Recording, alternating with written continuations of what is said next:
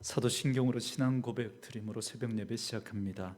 전능하사 천지를 만드신 하나님 아버지를 내가 믿사오며 그 외아들 우리 주 예수 그리스도를 믿사오니 이는 성령으로 잉태하사 동정녀 마리아에게 나시고 본디오 빌라도에게 고난을 받으사 십자가에 못 박혀 죽으시고 장사한 지 사흘 만에 죽은 자 가운데서 다시 살아나시며 하늘에 오르사 전능하신 하나님 우편에 앉아 계시다가 저리로서 산자와 죽은 자를 심판하러 오시리라.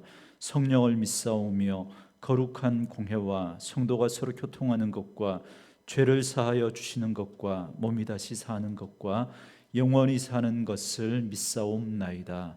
아멘.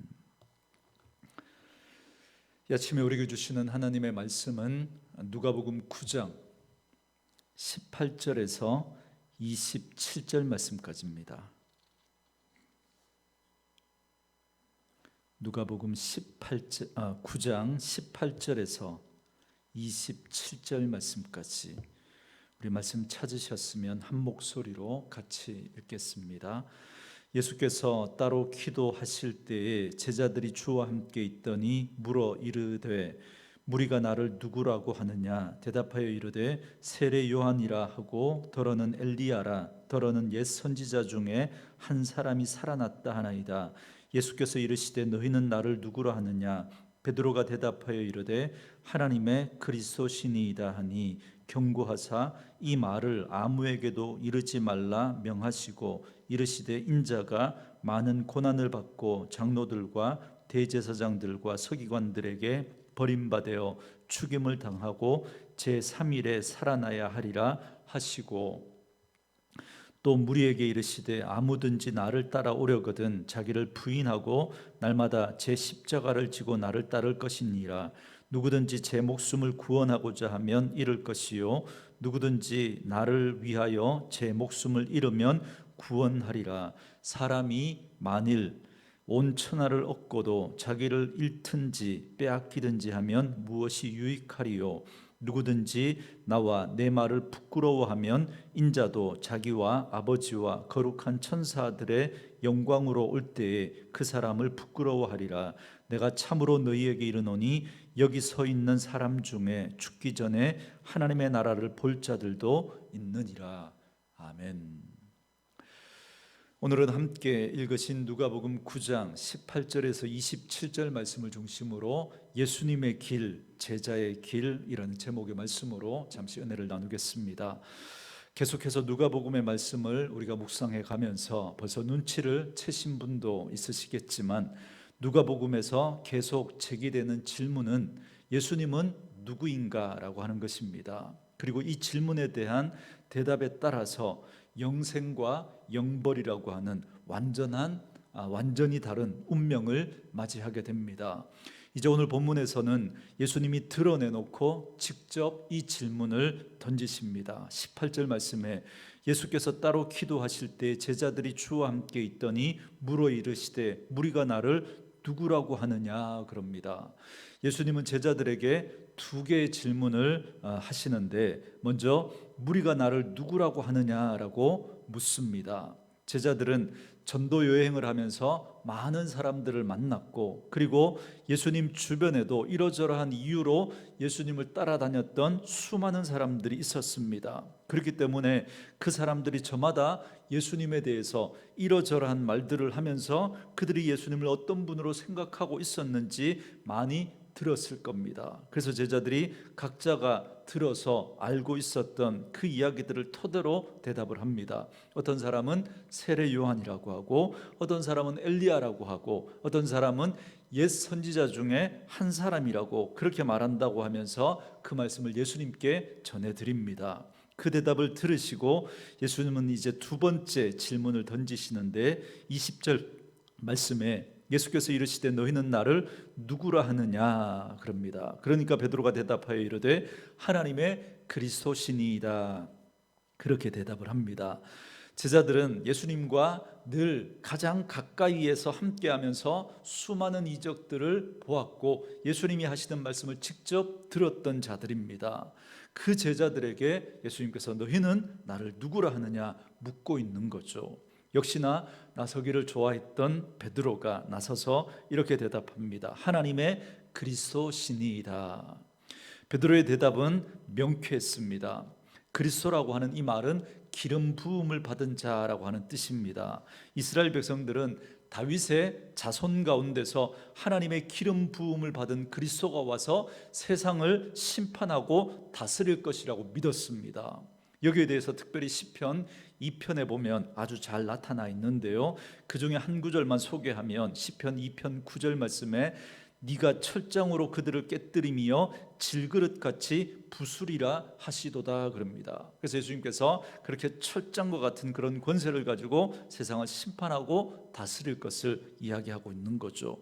이처럼 누가복음은 지금까지 예수님이 그리스도다라고 하는 이 사실을 말해주고 있습니다. 맨 처음 탄생할 때부터 천사가 목자들에게 나타나서 이렇게 말하죠. 오늘 다윗의 동네에 너희를 위하여 구주가 나셨으니 곧 그리스도 주시니라, 그렇게 말해 주었습니다. 그리고 예수님은 자신이 전하시는 말씀을 통해서, 그리고 자신이 행하시는 이적을 통해서 자신이 하나님의 그리스도이심을 계속해서 증명하셨습니다. 그래서 세례 요한이 정말 예수님이 그리스도가 맞는지에 대해서 살짝 흔들렸을 때도 자신이 행하시는 그 사역을 통해서 구약의 이사야서에서 예언되었던 그 말씀처럼 메시아 그리스도가 오시면 일어날 일이 지금 너희들 눈앞에 일어나고 있다, 이루어지고 있다는 걸 말씀하시면서 그 제자들에게 본 것을 세례 요한에게 말해주라고 그렇게 말씀하셨습니다. 이처럼 예수님은 자신이 하나님의 그리스도이심을 계속해서 증명하고 계셨던 겁니다. 그런데 드디어 제자들이 자신을 알아보기 시작한 겁니다. 그래서 드디어 제자들도 이제 이 사실을 처음으로 고백하는 거예요. 얼마나 듣고 싶었던 말이겠습니까?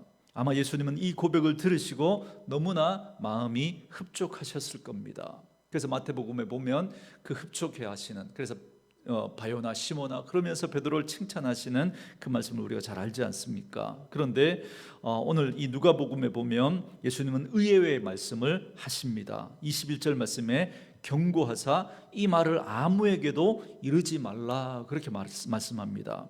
여러분, 이 중요한 사실을 하루빨리 사람들에게 말해야 하지 않겠습니까? 그런데 왜 예수님은 경고까지 하시면서 아무에게도 말하지 말라고 그렇게 말씀하셨을까요? 여러 가지 이유가 있겠지만 여러분, 이어지는 말씀을 보면 가장 큰 이유가 뭔지를 우리가 알 수 있습니다.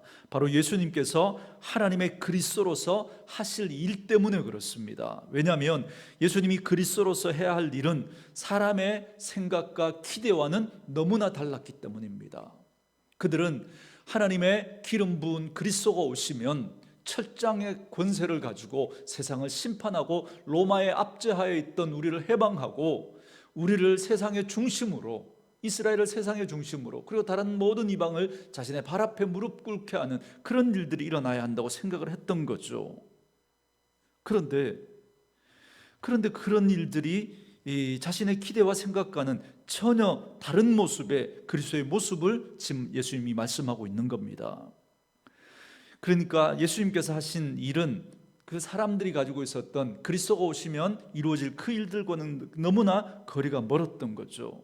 예수님이 가시는 길은 고난을 통한 영광에 이르는 길입니다. 예수님은 때가 되면 구약의 예언대로 왕으로서 이 땅을 다스릴 겁니다. 세상을 심판하시고 예수 믿는 자를 구원하시고 온전한 하나님의 나라를 이루실 겁니다. 하지만 지금은 아닌 거죠. 오히려 지금은 고난을 당하시고 죽음을 당하셔야만 했던 겁니다. 그래서 이렇게 말씀하십니다. 22절 말씀에 이르시되 인자가 많은 고난을 받고 장로들과 대제사장들과 서기관들에게 버림받아 죽임을 당하고 제3일에 살아나야 하리라 하시고 그럽니다. 예수님은 제자들에게 아주 분명하게 이제 어떤 일이 일어나게 될 것인지를 말씀해 주셨던 겁니다. 그래서 예수님은 지금까지는 한 번도 말씀하지 않으셨던 그리스도의 고난과 죽음 그리고 부활에 대해서 언급하십니다. 그리고 이 시점을 기점으로 해서 이제 예수님께서 거듭 예수님의 고난과 십자가와 죽음 그리고 부활에 대한 말씀을 이야기해 가십니다. 왜냐하면 이것이야말로 예수님의 사역의 핵심이고 이제 남은 모든 사역이 그 예수님의 십자가의 고난과 죽음과 부활을 향해서 지금 나아가고 있기 때문에 그렇습니다.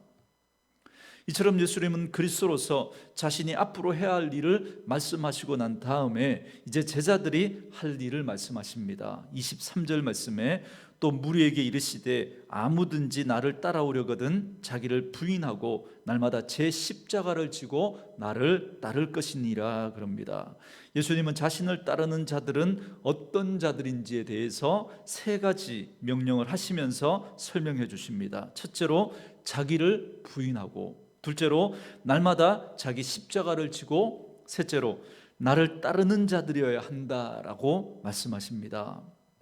여러분, 제 가장 큰 특징이 지독한 자기중심주의라고 제가 거듭 말씀드리지 않습니까? 그런데 예수를 따르는 자들에 대한 첫 번째 명령이 뭐냐면 바로 자기를 부인하는 것입니다. 여러분, 이 말씀이 너무나 중요하고 너무나 의미 있는 말씀입니다. 내 삶의 중심에서 나를 내려놓으라는 거죠. 나를 포기하라는 겁니다. 삶의 주인으로서의 나를 거절하라는 겁니다. 타락한 인류의 최우선 순위는 언제나 나입니다. 나. 그래서 무엇을 하든 그것이 내게 유익이 되고 내게 즐겁고 내게 기쁨과 만족을 주는 것이어야 합니다. 왜요? 인생의 주인도 나고 삶의 이유와 목적도 나이기 때문에 그렇습니다. 그리고 모든 가치와 판단의 기준도 나입니다. 나. 여러분, 이게 바로 죄의 특징입니다. 그런데 그걸 바꿔야 한다는 거죠. 지금 예수님이 이 이야기를 하고 계신 겁니다. 내가 아닌 예수님이 내 삶의 중심에 있어야 한다는 겁니다. 이것이 바로 예수님을 따르는, 다시 말하면 예수님을 믿는 자들의 첫 번째 삶의 태도와 자세라는 겁니다. 여러분, 지금까지 우리는 믿음에 대해서 너무 쉽게 생각을 했습니다. 내 삶의 태도와 자세는 전혀 바꾸지 않고 바꿀 생각도 없고 그냥 예수를 덧붙여 믿으려고 하는 거예요. 내 액세서리를 덧붙이는 것처럼, 그래서 나를 돋보이게 하는 것처럼 그렇게 예수를 믿고 나를 더 돋보이고 드러내게 하려고 그렇게 예수를 믿었습니다. 그리고 예수를 힘입어서 마치 불스 원샷을 넣은 것처럼 예수 없이 얼마든지 우리가 우리 인생을 살아갈 수 있지만 불스 원샷을 넣으면 엔진이 깨끗해져서 차가 더 힘이 좋아지고 빨리 달릴 수 있는 것처럼 그렇게 예수의 힘으로 내가 바라고 내가 원하고 내가 가지고 싶은 걸 더 많이 더 빨리 얻어내려고 그렇게 예수를 믿어왔던 겁니다. 그런 모습으로 예수를 우리는 믿어오지 않았냐는 거죠. 여러분, 이건 믿음도 아니고 이건 예수님을 따르는 게 아닙니다. 자기 부인이 없는 믿음은 믿음이 아닙니다. 그래서 지금도 자기 부인이 없는 유사 기독교와 가짜 믿음으로 인해서 여기저기서 끊임없이 오늘날 우리 한국 기독교의 부끄러운 민낯이 여기저기서 드러나고 있지 않습니까? 여러분, 뉴스를 통해서 들으셔서 아시겠지만 코로나의 상황 속에서 방역 수칙을 어겨가면서 불법적인 모임을 하면서 어떻게 이런 말을 할 수 있습니까? 제가 그 말을 똑같이 한번 여러분들에게 옮겨 드려볼게요. 제가 이번 방학 때 2,000명의 아이들을 치렀어요. 수련회를 이 코로나 한가운데서 제가 슈퍼 확진자가 돼야 하고 벌써 돼야 되는 그 상황인데 한 명도 아직 안 걸렸어요. 그래서 어떤 분이 그런 말씀을 하시던데요, 하나님은 저희를 과학적으로 지켜주신다고. 정말 과학적으로 지켜주시나 봐요. 이런 말을 합니다. 이런 말을. 여러분, 어떻게 이렇게 비상식적이고 몰상식적인 그런 말을 할 수 있습니까? 불법을 행하면서도 하나님이 과학적으로 자기들을 지켜주신대요. 어쩌면 이렇게 자기중심적일 수 있습니까? 세상이 마치 자기를 중심으로, 하나님이 마치 자기를 중심으로 돌아가는 것처럼, 여러분, 그 어떻게 이렇게 말할 수 있습니까? 그것도 불법을 행하면서. 오늘 우리 안에 이런 모습은 없는지 여러분, 오늘 이 아침에 돌아볼 수 있기를 주의 이름으로 축원합니다.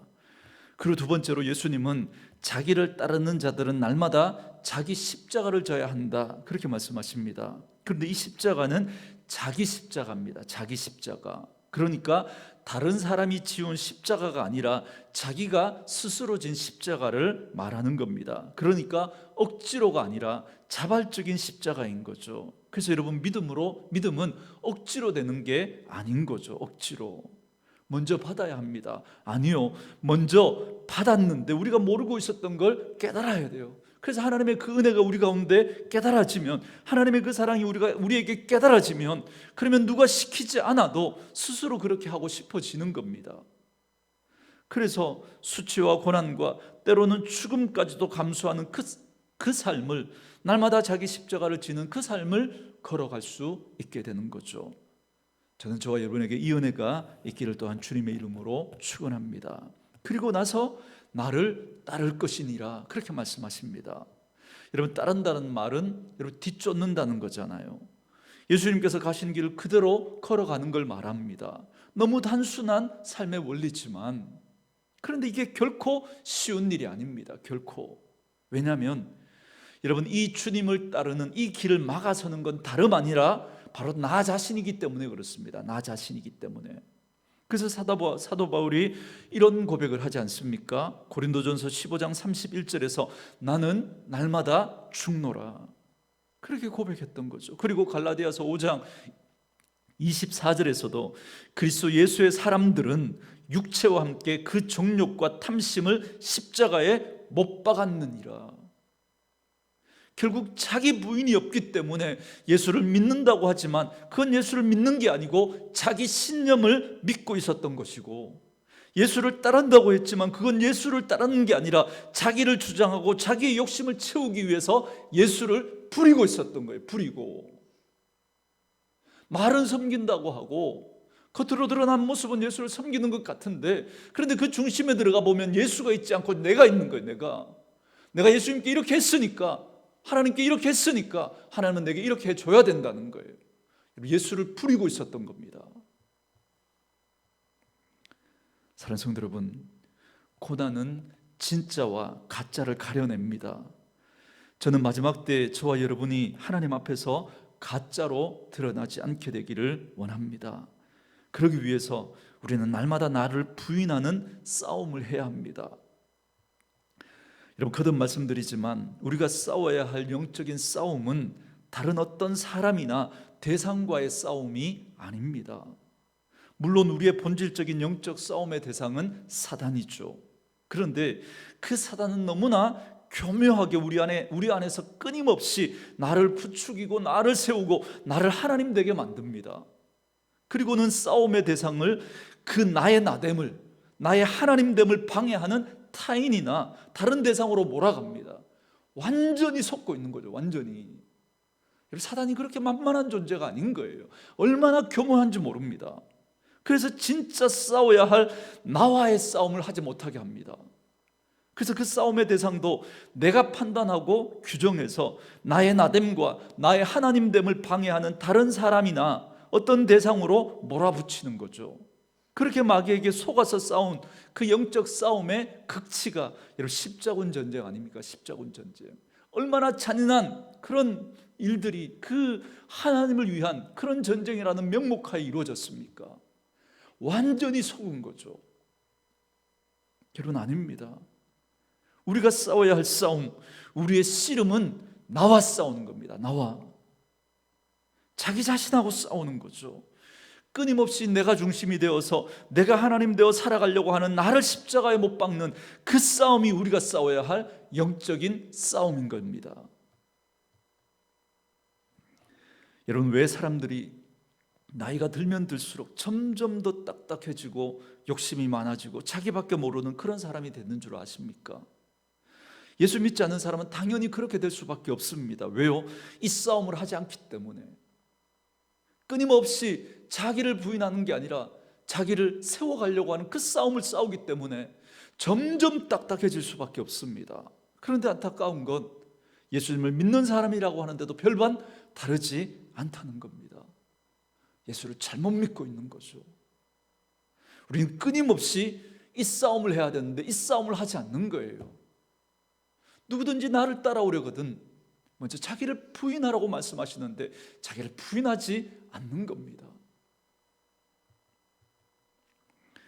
이 싸움 없이 우리가 아무리 많은 것을 얻어도, 그래서 많은 사람을 모으고 큰 건물을 짓고 아무리 유명해져도, 그래서 새롭게 하소서라고 하는 그런 프로에 나와서 간증을 해도 그건 좋은 열매처럼 보이는 좋은 열매가 아니라니까요. 그건 죄의 열매입니다. 죄의 열매. 사람들은 자꾸 그 열매에 속는 거죠. 열매에. 우리는 그럴듯한 열매는 만들어낼 수 있지만 결코 여러분 좋은 열매를 맺을 수 없습니다. 왜? 우리는 근본적으로 우리는 좋은 나무가 아니기 때문에 그렇습니다. 내가 죽지 않았기 때문에, 자기를 부인하지 않았기 때문에, 좋은 나무이신 예수님에게 붙어서 난 열매가 아니기 때문에, 그건 아무리 좋은 것처럼 보여도, 아무리 그럴듯하게 포장해도 그건 여러분 죄의 열매인 거예요. 속으면 안 됩니다. 그런데 사람은 거기에 속는 거죠. 거기에. 그래서 오늘 예수님 이렇게 말씀하시잖아요. 26절 말씀에 사람이 만일 온 천하를 얻고도 자기를 잃든지 빼앗기든지 하면 무엇이 유익하리요? 무슨 말이냐면, 그렇게 자기가 주인 되어서, 자기가 하나님 되어서 자기를 위해서 그렇게 많은 것을 얻었는데 정작 진짜 얻어야 할 생명을 얻지 못한 어리석은 사람이 되고 만다는 겁니다. 자기를 부인하지 않으면, 자기와 싸우는 이 영적인 싸움을 하지 않으면, 오늘 예수님이 하신 이 말씀을 부끄러워하면, 다시 말하면 내 생각하고 맞지 않다고 밀어내면 마지막 때에 나도 그를 부끄러워할 거랍니다. 다시 말하면 나도 그를 밀어낼 거랍니다. 여러분, 말씀이신 예수님이시잖아요. 그런데 우리가 이 말씀을 우리가 부끄러워하고 내 생각하고 맞지 않다고 이건 아니지 이렇게 밀어내버리면, 그건 누구를 밀어내는 거냐면 예수님을 밀어내는 거예요. 그래서 여러분, 믿음은 나를 부인하고 예수님을 믿는 겁니다. 그래서 이걸 제가 이렇게 설명해 드리죠. 믿음은 내 생각을 끄집어내고 하나님의 생각을 집어넣는 거라고. 왜냐하면 하나님의 생각, 하나님의 아이디어가 바로 예수님이기 때문에 그렇습니다. 그렇기 때문에 하나님의 생각을 밀어낸다면 내 생각하고 틀리다고, 그건 예수님을 밀어내는 거예요. 예수님을. 말씀으로 이 하루를 시작하는 저와 여러분들은 오늘 이 말씀을 꼭 기억하시고 예수님에 대한 참된 믿음의 고백, 하나님은 그리스도라고 하는 이 고백을 가지고 나를 부인하고 자기 십자가를 지고 기쁘게 주님을 따르는 참된 믿음의 사람이 될 수 있기를 주님의 이름으로 축원합니다. 오늘 주신 말씀을 생각하시면서 이 찬양 들으시고 말씀 묵상하시며 기도하는 시간 갖겠습니다.